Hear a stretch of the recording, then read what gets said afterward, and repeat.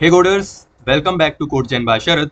In today's video, we are solving an interesting problem from LeetCode called range sum query immutable. So before writing the code, we all should know about what is the meaning of range sum query immutable. So firstly, I will read the question. So question is that given an integer array, nums handle multiple query of the following type. Calculate the sum of the elements nums between integers left and right in exclusive where left less than equal to right. Implement the num_array class. Num_array int nums of array initializes the object with the integer array nums.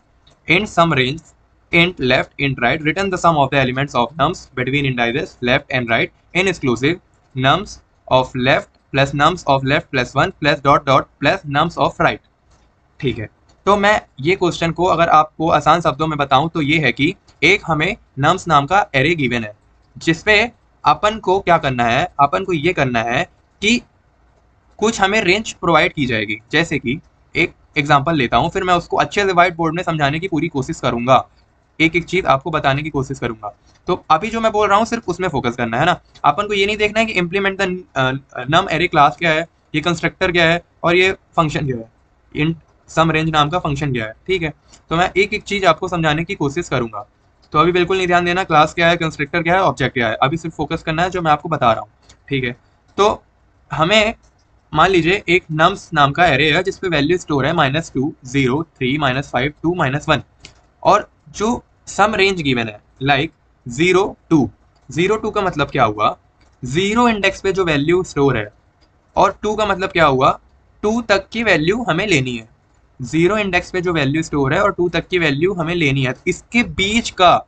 और इन exclusive, इन अपन ने देखा था इन exclusive मतलब क्या, 0 को भी count करो और जहां तक की वैल्यू ये जा रही उसको भी काउंट करो, वो सब का सम अपन को रिटर्न करना है। जैसे कि nums array dot sum range 0, 2 it means 0 पे जो वैल्यू स्टोर है क्या स्टोर है -2 प्लस फिर उसके बाद की वैल्यू क्या है 0 प्लस अपन को कहां तक की वैल्यू चाहिए, 0 से लेकर 2 तक की, तो 0 1 2, तो ये कितनी वैल्यू हो गई 1 2 3, 3 वैल्यू का सम क्या हो गया, 3 वैल्यू का अगर हम सम करेंगे तो minus plus 0 plus 3 equal to 1, ये हमें 1 रिटर्न कर दिया।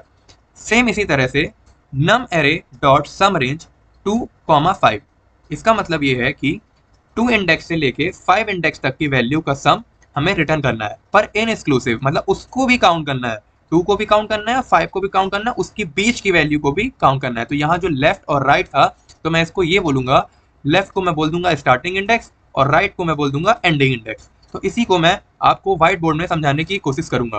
तो सबसे पहले मैं क्या करूंगा, एक एरे बनाऊंगा नम्स नाम का, मैं आपको सिर्फ अभी समझाने की कोशिश कर रहा हूँ ना।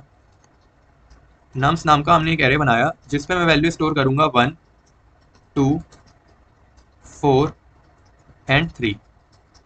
हमने नम्स नाम का एक एरे बनाया है और जिसपे इंटीजर टाइप की वैल्यू हमने स्टोर की है 1 2 4 3 और array always start index from 0 0 1 2 and 3। तो हमें क्या चाहिए है, हमें एक रेंज दी गई है। रेंज क्या दी गई है कि भाई 0 से लेकर 2 इंडेक्स तक की वैल्यू का सम हमें रिटर्न करना है, सम रिटर्न करना है। क्वेश्चन यही कह रहा है बस, मतलब ये है कि हमें एक नम्स नाम का एरे गिवन है जिसपे वैल्यू स्टोर है 1 2 4 3 और एरे जो है हमेशा स्टार्ट होता है इंडेक्स 0 से, तो 0 1 2 3। तो हमें ये क्या दिया हुआ है, 0 से लेकर 2 तक की वैल्यू का हमें सम रिटर्न करना है इन एक्सक्लूसिव। इन एक्सक्लूसिव मतलब क्या कि हमें 0 भी काउंट करते हुए चलना है और 2 भी। ठीक है, तो 0 से लेकर 2 तक की जितनी भी वैल्यू होंगी हमें उसको रिटर्न करना है। ये रेंज हमें प्रोवाइड की गई है, मान लीजिए कि ये रेंज हमें प्रोवाइड की गई है। तो ठीक है, मैं इसको समझता हूँ। तो 0 से लेकर 2 तक की वैल्यू क्या हो सकती है, तो 0 पे जो वैल्यू स्टोर है वो है 1 और 2 तक की वैल्यू हमें लेना है, तो उसके बीच में आएगा 1 इंडेक्स की वैल्यू जो स्टोर है 2 प्लस 2 की भी वैल्यू लेना है इन एक्सक्लूसिव, मतलब कि वो भी अपन को लेकर चलना है। ठीक है, तो उस पर वैल्यू क्या स्टोर है 4। तो इसका जो सम होगा वो क्या होगा, 4 2 + 1 7। बस यही क्वेश्चन कह रहा है कि भाई हम एक रेंज प्रोवाइड करेंगे, वो रेंज के अकॉर्डिंग इसको मैं बोल दूंगा जो उसमें क्वेश्चन में गिवन था लेफ्ट, और इसको बोल दूंगा राइट। तो मैं अपने अकॉर्डिंग अगर इसकी बात करूं तो मैं इसको बोलूंगा स्टार्टिंग इंडेक्स और इसको बोलूंगा मैं एंडिंग इंडेक्स।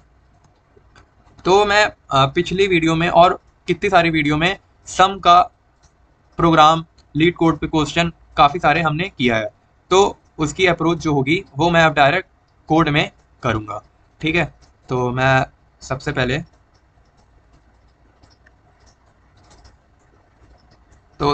मैं क्या करूँगा, एक इंट नम्स नाम का एरे बनाऊंगा क्लास के अंदर, जो कि एरे को ये स्टोर करेगा। ठीक है, किसको स्टोर करेगा, एरे को स्टोर करेगा। फिर हमें क्या करना है, अब मैं एक एक चीज़ का मतलब आपको सिखाऊंगा। तो implement the num array class, मतलब हमें एक क्लास बनानी है, उसका नाम क्या है, नम एरे।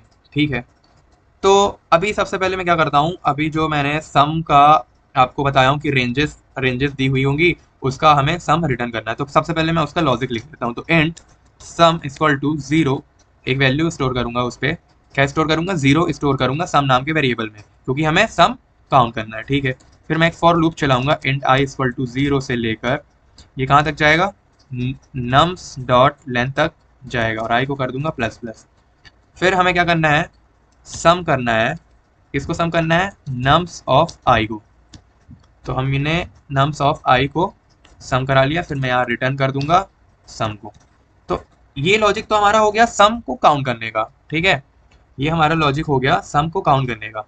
अब हमारी बात ये है कि हमें जो जो गिवन है, implement the num array class. सबसे पहले हमें एक क्लास बनानी है नम एरे नाम की। ठीक है, तो भाई अगर क्लास बनी है तो इसका ऑब्जेक्ट भी होगा, सीधी सी बात है। अगर क्लास है तो वो ऑब्जेक्ट भी होगा उसमें।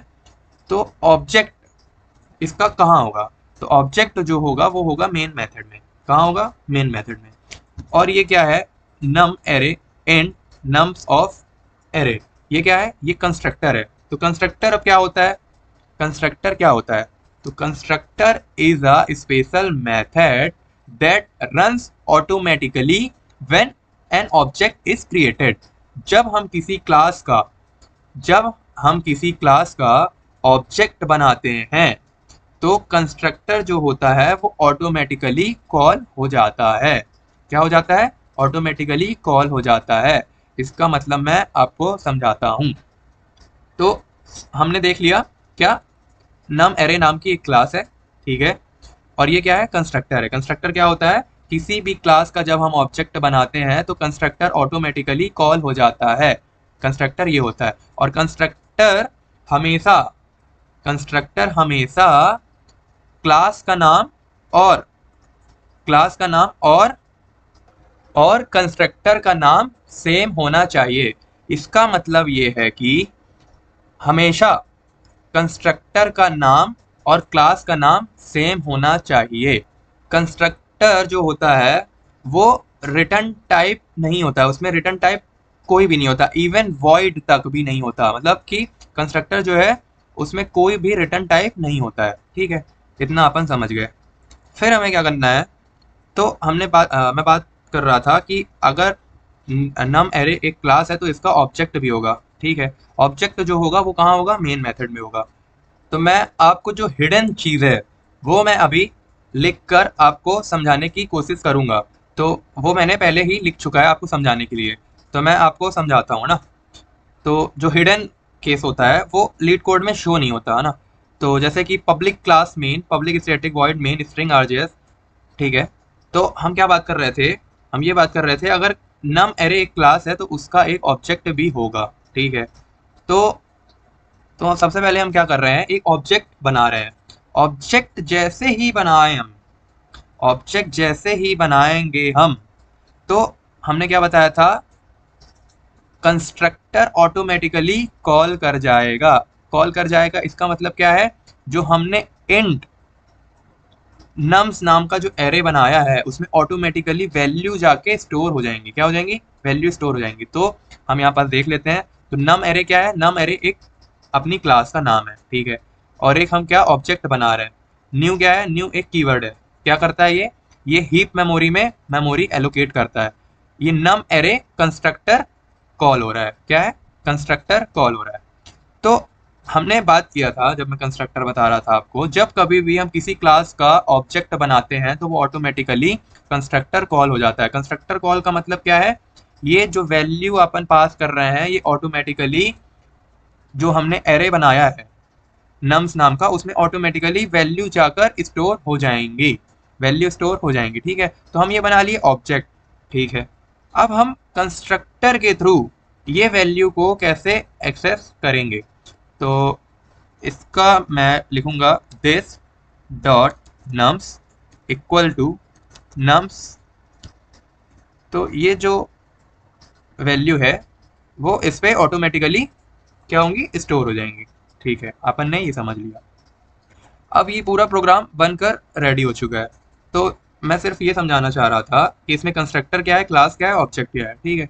और ये काम क्या कर रहा है, सम रेंज लाकर हमें दे रहा है। इसका मतलब क्या है, लेफ्ट से लेकर राइट तक की वैल्यू का सम लाकर हमें दे रहा है इन एक्सक्लूसिव, मतलब कि वो खुद भी काउंट करते हुए उसका सम लाकर हमें रिटर्न कर रहा है, ठीक है।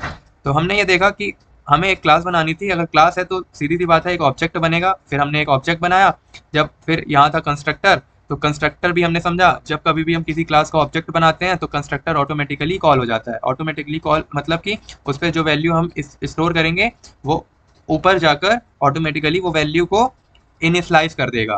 क्या कर देगा, इनिशलाइज कर देगा। तो कंस्ट्रक्टर का एक ये भी काम है कि it is use to initialise object, ये ऑब्जेक्ट को इनिशलाइज करने के काम भी आता है, ठीक है।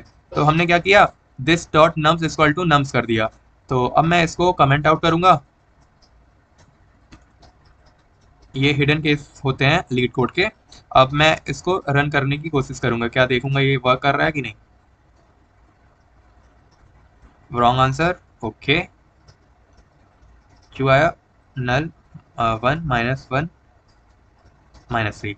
Wait a minute. अच्छा, तो हमने सम रेंज नाम का फंक्शन बनाया था जिसपे पैरामीटर अपन ने पास किया था इंट लेफ्ट इंट राइट, ठीक है। पर हमने यहाँ क्या किया, इंट आई इक्वल टू 0 से लेकर I less than num dot length तक गया। मतलब मैं ये समझ रहा था कि एक नम्स नाम का एरे है और उसको ट्रेवर्स करा दिया, पर हमने यहाँ एक फंक्शन बनाया है। फंक्शन ये बनाया है कि यहाँ से लेफ्ट से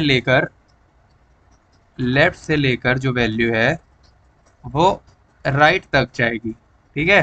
फिर आई को हम प्लस प्लस करते रहेंगे। ऐसा सिचुएशन था, मैं उसको ट्रेवर्स समझ लिया था, है ना। ये भी ट्रेवर्स ही कर रहा है पर लेफ्ट टू राइट कर रहा है, तो मैंने यहाँ मेंशन नहीं किया था लेफ्ट टू राइट। तो मैं इसको चेक करूंगा, I equal to left, I less than equal to होगा, मतलब अपन को इन एक्सक्लूसिव चाहिए ना, मतलब सब वैल्यू चाहिए जहाँ लेफ्ट टू राइट और लेफ्ट की वैल्यू भी काउंट हो राइट की वैल्यू भी काउंट हो। तो इसको मैं अब रन कर लेता हूँ। ये हो गया accepted. Thank you very much, now we call it a day, see you tomorrow.